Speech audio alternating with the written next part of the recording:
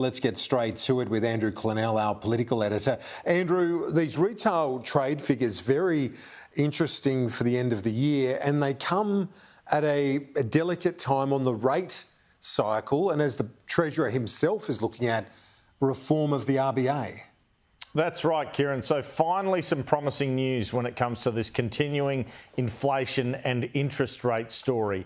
ABS figures out today show that retail trade figures were down in December 3.9%, but they were still 7.5% up on December 2021. I guess that was the Omicron summer. Well, the biggest falls, 4.7%, were in WA and Victoria.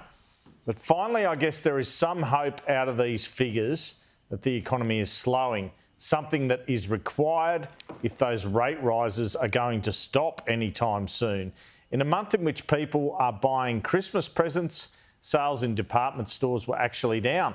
Part of this has been attributed to spending brought forward to Black Friday sales in November, but there is a slight increase in people eating out. The government believes that the figures show rate rises are starting to bite.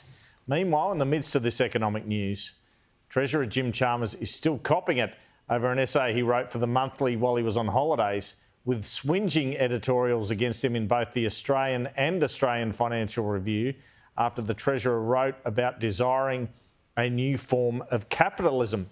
Jimonomics, the Australian called it today. One of the interesting reforms that the Treasurer writes about here is to the Reserve Bank. Kieran just alluded to it. Could this involve a change to the Reserve Bank's inflation target of 2 to 3%? Almost certainly, I would think.